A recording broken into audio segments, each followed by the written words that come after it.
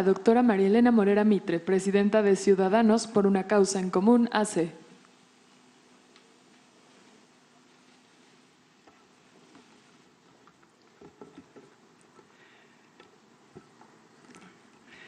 Señor presidente Enrique Peña Nieto, sea usted bienvenido.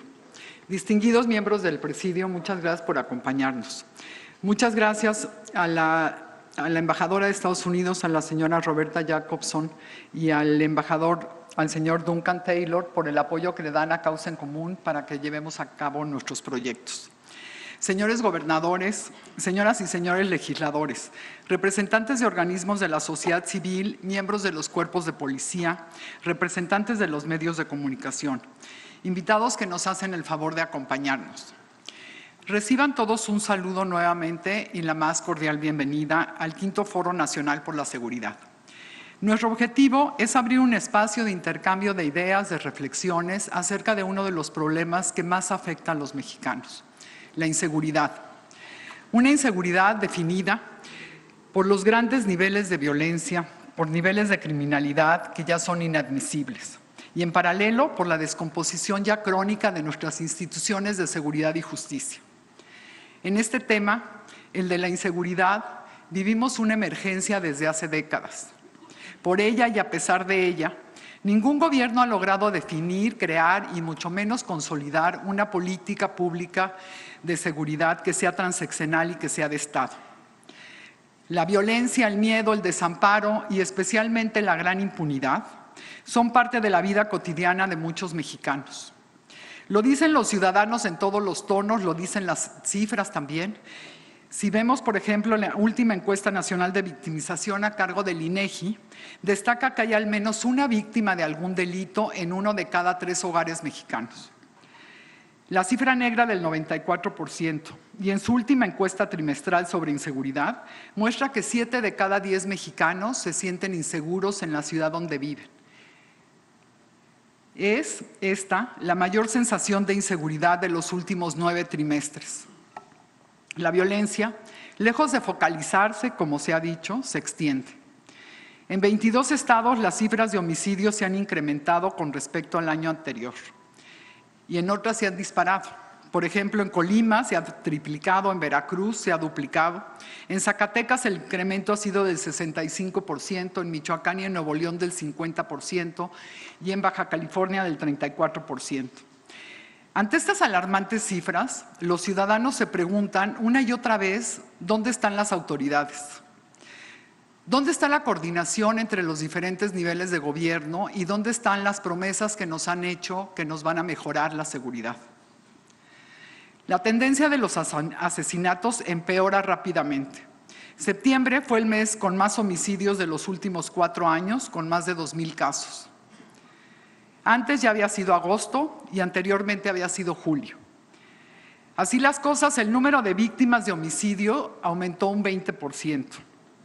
Además, en la vorágine de estas muertes, se dan también afrentas al Estado mexicano, como los asesinatos a los militares en Culiacán, al igual que más recientemente la del juez federal. El caso es que en lo que va del sexenio, se cuenta con un promedio mensual de 1,800 homicidios, casi 22,000 al año, y el país se acerca a los peores momentos de violencia del sexenio anterior. Estas cifras y estos eventos ya tienen su efecto político, desde las propuestas de ajustes institucionales a nivel federal, también pasando por las propuestas y por los debates superficiales sobre mando único o mando mixto. Y así llegamos hasta las muestras de hartazgo de los ciudadanos con justicia por propia mano. Tristes, pero cada vez más frecuentes. Aquí conviene reflexionar no solamente cómo padecemos, sino cómo tratamos a nuestra policía. Ya es un lugar común estigmatizarlas y es entendible. Pero ¿por qué nunca reparamos en que muy pocos policías locales tienen seguro social, seguro médico, sueldos dignos, educación o profesionalización suficiente? Cuando se reflexiona, la conclusión es obvia. Es que el modelo policial del país es intrínsecamente corrupto. porque solo puede existir económicamente, ya no digamos operar en ningún sentido, gracias al subsidio de la delincuencia y de la corrupción. Es a pesar de esta realidad que satanizamos a las policías y de ahí surge que las Fuerzas Armadas tengan que entrar como un cuerpo emergente, pagando el costo político de una función que no cuenta ni siquiera con un marco jurídico. Y como seguimos siempre en la emergencia, pues ya nos acostumbramos a ver soldados en las calles, inclusive como policías municipales. ¿Es sano para nuestra democracia? No lo es. No lo es porque confundimos defensa nacional con seguridad pública. Pero principalmente no es sano porque refleja la situación de divorcio y la reproduce que tenemos entre comunidades y autoridades. Pero este desastre institucional no termina aquí. Continúa con las procuradurías, con el sistema de justicia, con los centros penitenciarios. Se cumplió ya el plazo de 8 años para la implementación del nuevo sistema de justicia. Pero la gran mayoría de los juzgados continúan operando con los mismos vicios que se buscaban erradicar. Y no existen mecanismos de evaluación y seguimiento, por lo menos no los necesarios, para concretar la reforma.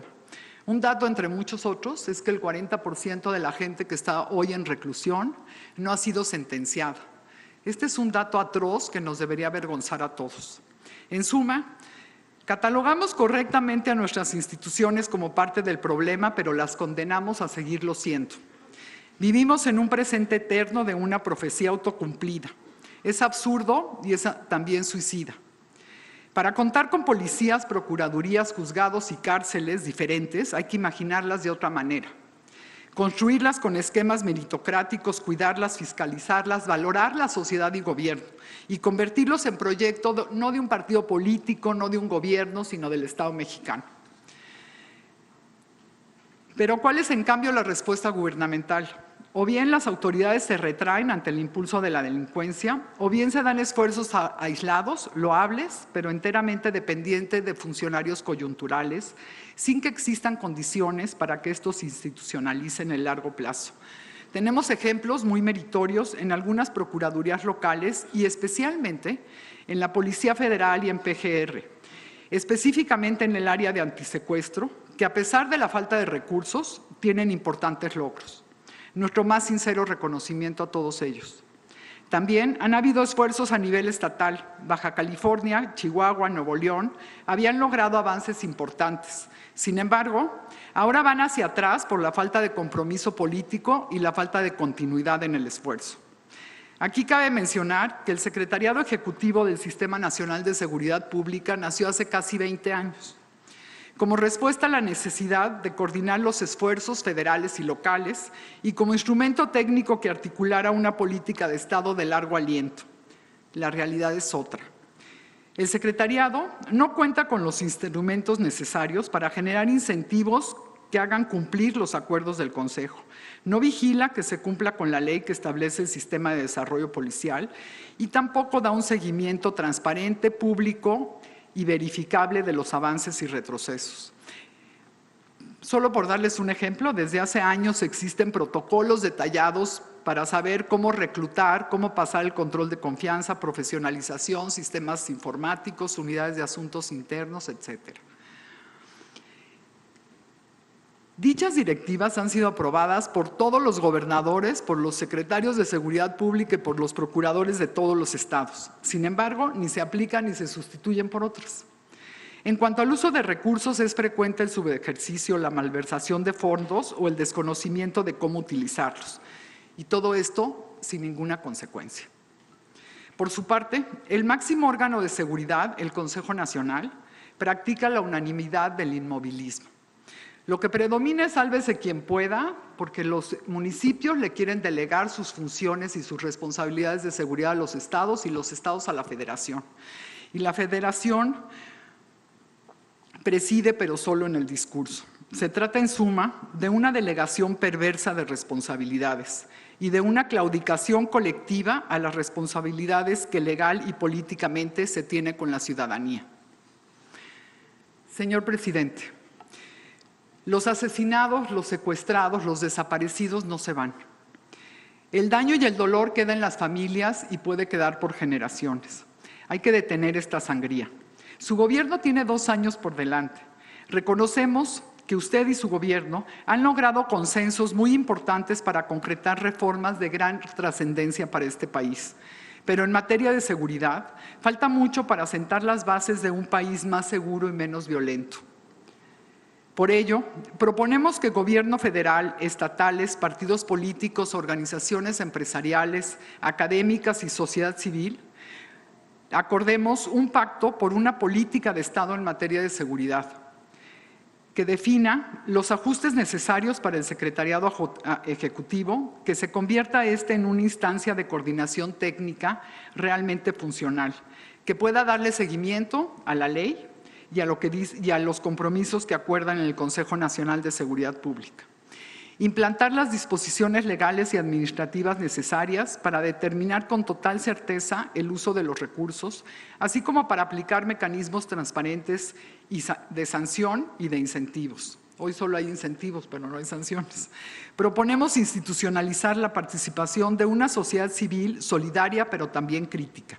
Para ello, proponemos que como parte del Consejo Nacional se instaure un Consejo Técnico de Participación Ciudadana con facultades sustantivas que permitan vigilar constructivamente el ejercicio de los recursos y los lineamientos de transformación institucional. Más que la discusión sobre la modalidad del mando de las corporaciones, lo importante es el modelo de desarrollo. Es necesario homologar las capacidades profesionales e institucionales tanto de procuradurías como de policías en todo el país. Y los manuales ya existen, nada más hay que hacerlos, utilizarlos, digamos. Es urgente que las Fuerzas Armadas cuenten con un marco jurídico en tareas de seguridad pública al tiempo que se proyecta su retiro paulatino. Pero este solo será posible en la medida en que avance la institucionalización de las policías. Es muy riesgoso para las Fuerzas Armadas y para el país mantenerlas como están. Es imperativo, asimismo, impulsar todas las medidas que sean necesarias para que se atienda el deplorable estado en el que se encuentran los centros penitenciarios del país. Además, exigimos que se abran mesas de trabajo para que juntos, academia, sociedad civil, legisladores y gobierno, diseñemos con seriedad una fiscalía que sirva a los mexicanos y que el Sistema Nacional de Anticorrupción se instrumente debidamente y que cuente con los recursos necesarios para que en el futuro se prevengan, investiguen, sanciones y se sancionen las conductas corruptas que tanto lastiman a la sociedad. Consideramos, señor presidente, que estas líneas de acción son urgentes y también posibles.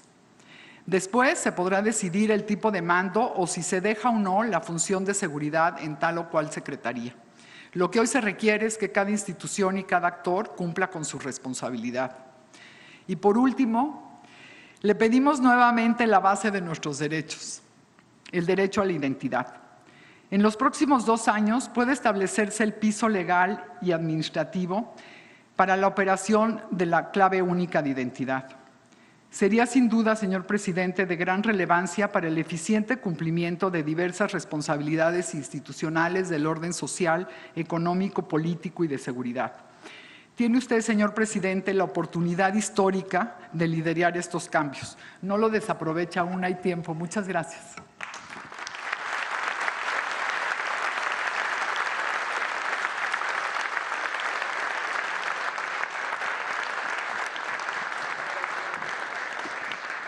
En el quinto Foro Nacional Sumemos Causas por la Seguridad.